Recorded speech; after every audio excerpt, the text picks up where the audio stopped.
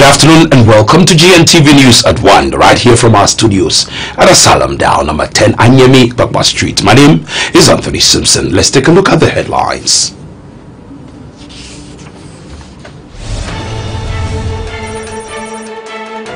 Stop politicizing national issues. Sambi Yali.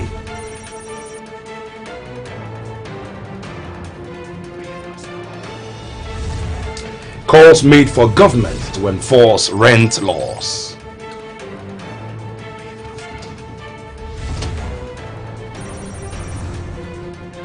China to support one district, one factory with $400 million.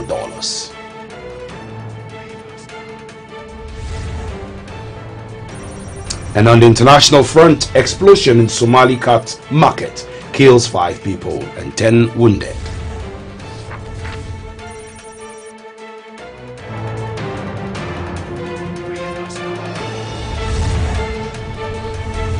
Now to our stories. Aspiring National Youth Organizer for the National Democratic Congress, NDC, Elikem Kotoko, has urged the NPP government to do more than they are already doing. Speaking at the press briefing organized by the Young Professionals wing of the NDC, Elikem Kotoko stated that the NPP government, then in opposition, made Ghanaians believe in their lies and is still misleading the populace. The main opposition political party, NDC, keeps criticizing the incumbent NPP government for reneging on its campaign promises, engaging in acts of corruption and cover-ups. The ex-president, John Mahama, even described the NPP government as an unaware government, citing the posturing by government officials in the recent TV license, DVLA first aid kits, and the cash for seat scandals as examples. At a press briefing organized by the young professionals of the NDC, they are calling on the NPP government to fulfill promises they made to the Ghanaian populace during their time in opposition. The NPP knew that all these were expected in 4 years, and they made Ghanaians believe that they had all the ideas to our problems when they were in opposition. But just when they are now lacking the ideas that they actually told us they had. This we shall demand until the term, one Nana, one term, becomes the very drive to vote against this government on the basis of massive and pervasive corruption, gross incompetence, deceit and broken promises, coupled with cronyism, nepotism, baptized with arrogance. According to the aspiring National Youth Organizer for the National Democratic Congress, Elikem Kotoko, he charged government to do more since they were the ones who criticized every move made by the NDC administration during their time in opposition. With his then vice president, presidential candidate, who said he worked at the Bank of Ghana and knows the money is right there, it's right here in Ghana.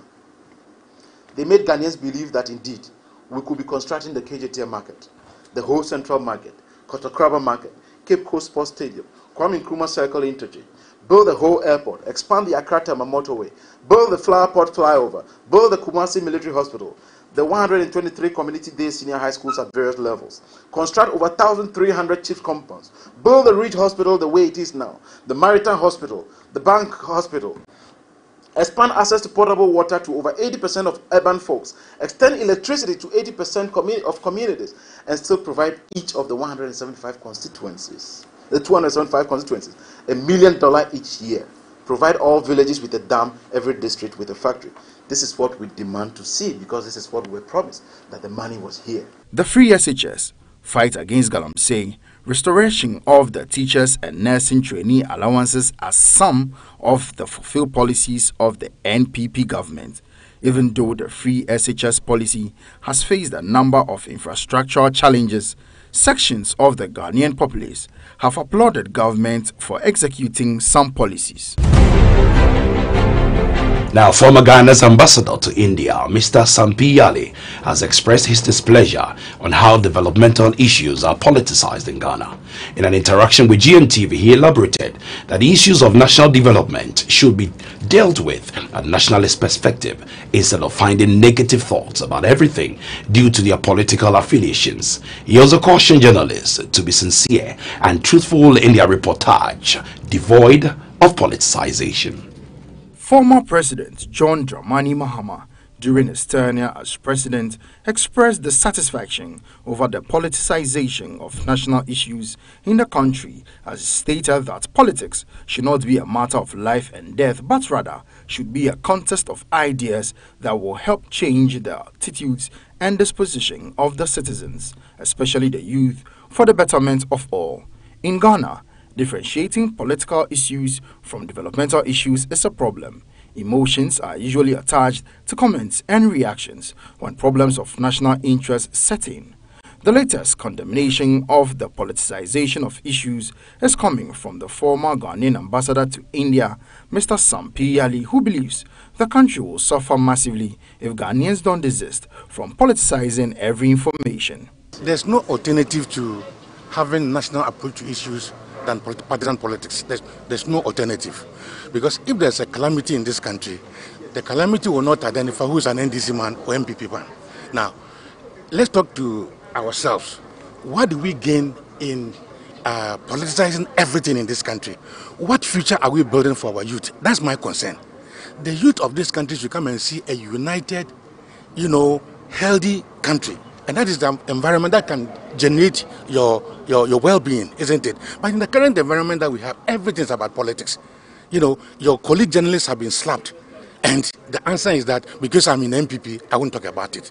I know NDC man is, Tray is in problem. Because it's the other side, I would rather condemn it. If you do content analysis of all these things, it's very worrisome. According to him, journalists should be able to report fairly, devoid of politicizing on partisan basis. What we need to do as journalists, myself included, is the fact that we have to change the narrative. We have to answer to the Ghanaians instead of to the politicians. What we need to do as a country, now as we are, is not this MPP, NDC dichotomy. What we need is this. We have a problem with the nurses. What do we do? Like I've suggested. We have a problem with teachers. What do we do? So it is not becoming a scoreboard of, I want to condemn these people to have votes on that. And when you as journalists, you go and cover political occasions, and the politician is not telling you the truth, why would you back him because he's in your party? That's the problem we are having now. And I think that I still call that as journalists, we should move away from any paymaster, and then the paymaster should be our conscience. In January 2011, Otunfo Osei-Tutu II, the Asantehene, stated that the over-politicization of national development issues poses great threat to the nation's democracy, as he blamed politicians and the media for the unnecessary banter which undermine efforts at building a strong and prosperous nation.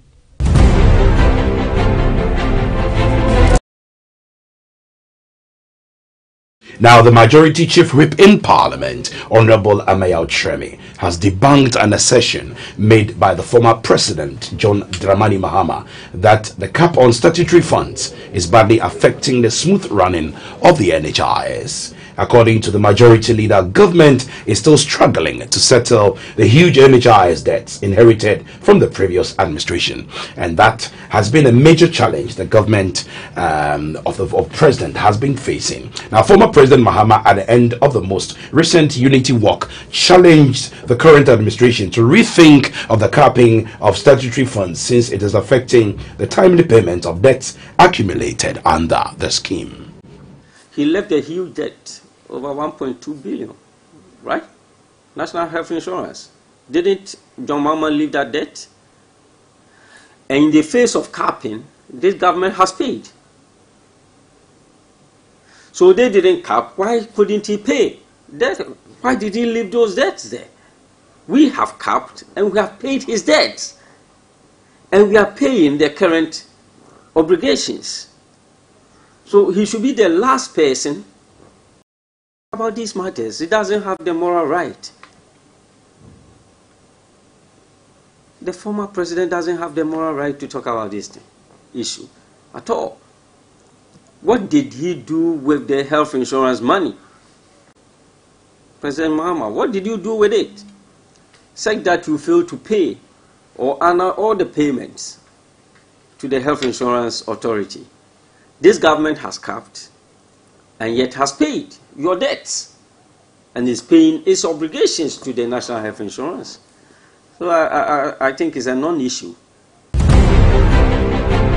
Now, legal practitioner lawyer Abeku Dixon and General Secretary of the National Tenants Union of Ghana, Frederick Opoku, have expressed their Ghana currently has a housing deficit of 1.7 million, which tilts the power to the supply side of the housing sector. With landlords at the supply end and tenants at the demand end, landlords have become incredibly powerful, regardless of their limit in the Ghana Rent Act, and thus dictate the terms of the rental agreement. The government has tried to intervene and control the upper hand of landlords by proposing an amendment to the Ghana Rent Act 220, which was passed in 1963. Legal practitioner lawyer Abeku Dixon is of the view that should voice out their problems for government to assist them to be able to be on top of their game.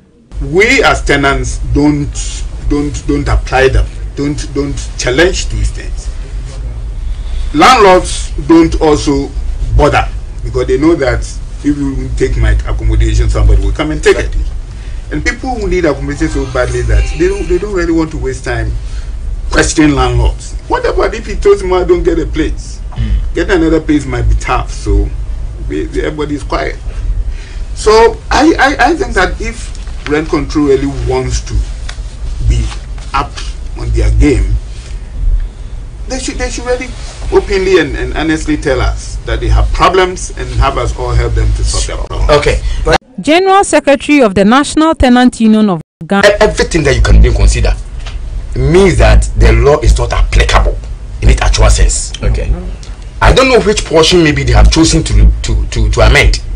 I'm not too clear about which. Maybe you can help me with his documents as to which bill or what kind of changes they are going to make to the, or they are going to overhaul the entire documents.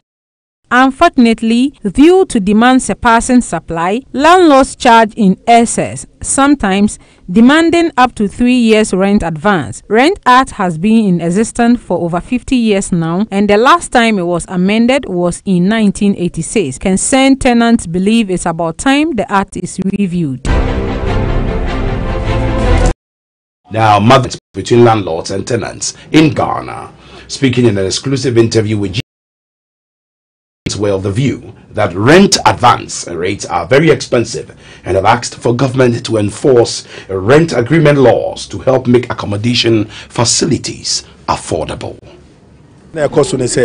Sometimes landladies do be landlords no be agreement paper. 2 months and 6 months na majino enti min siesie dan no obi beji dan na aya no waye mu basa so tu firi mu afoforo ba o say we jisika firi no ho na we de siesie dan na nsa na wa tumi aba betinam na ha be bia ni ho a obekose wo ko han dan a yenjo more than 2 years or more advance na saade we ha dwene pa ya na medwen say inti emra we are living in a nation governed by law, but sometimes I doubt if the law is working. Youth, there a problem I a woman no. Masa maba me kumase na metie. Maba kra me be business. Because of these issues, I rent a hotel cost 120 cedis every day. If the laws were to be in the reasons for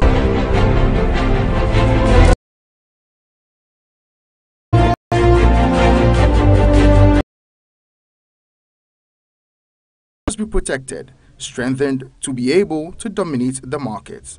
He assured management that the stakeholders are committed to raising the funds needed to meet the 400 million cedi minimum capital required by the Bank of Ghana. Still in the banking sector, as President Nana Dankwa Akufo-Addo prepares to set up a committee to look into a petition presented by the Association of Indigenous Banks to extend the deadline of the minimum capital requirement. Members of the association are accusing President and have consistently overlooked of local banks and granted his shut-down argument that they must grow their capacity to undertake big-ticket projects. They stress that it is not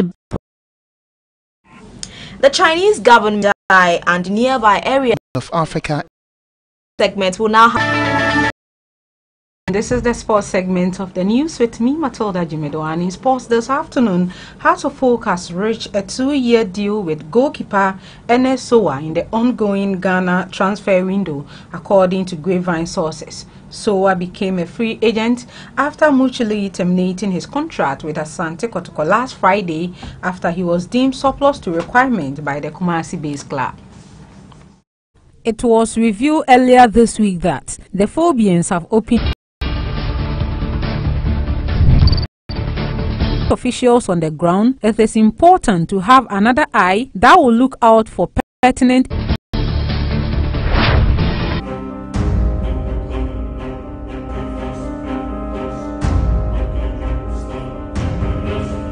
I am wife. President. Miss Bell has been involved in a motornet is seen on the motorbike having fun with her playmates.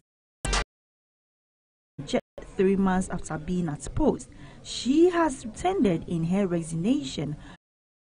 Alright, so finally in entertainment, director who won Academy Award for Rosemary's Baby dismisses Me Too movement as mass hysteria and hypocrisy. Roman Polanski is suing the Academy of Motion Picture, Art and Sciences after